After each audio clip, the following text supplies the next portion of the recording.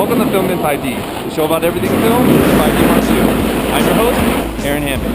This week, we'll take a look at the GoPro Hero 2. Woo! Yeah, boy.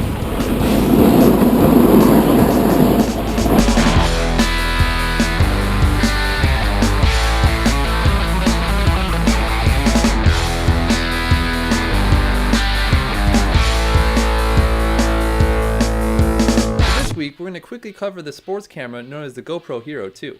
Now, I know what you're thinking. Why would we be talking about a sports camera on a filmmaking podcast? Well, there are three main reasons, in my opinion, that you may want to consider getting this camera for your films. First off, this thing is small and comes with its own waterproof housing. This is great for those of you who don't want to spend hundreds of dollars on waterproof housing for cameras you already own, especially since you'll probably only need to shoot underwater once in a blue moon. And for me, I wouldn't trust my 5D in any housing for under $1,000 based on what I've seen. Is that why you don't keep it inside your house? What? What are you talking about? You said in housing under... I meant like waterproof housing. Oh. Come on. Don't interrupt. You're confusing people.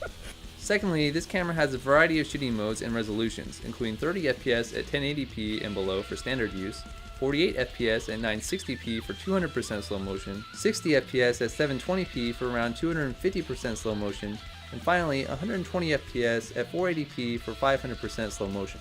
Now the resolution for 120 frames per second, which is WVGA, also known as 480, is only going to work in a few situations because it's standard definition and it really won't integrate seamlessly with the other footage. This is why I'd recommend making your whole project 720p if you plan to use the super slow motion on this device. Nevertheless, all of these different frame rates gives me some much needed versatility, considering that my 5D can only shoot at 24 and 30 FPS. Also, you can use slow motion to your advantage to get smoother shots and lessen the effect of rolling shutter. My third and final reason to get this camera is that it comes with a wide angle lens, making it a very good security camera substitute.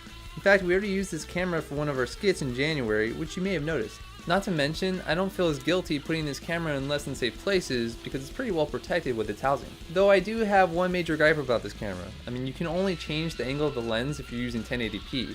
So if you're using slow motion or any of the other resolutions, you're forced to use the wide angle lens, which kinda sucks. Also, don't try to use this thing in substandard lighting conditions, since the relatively small sensor it has outputs pretty bad footage.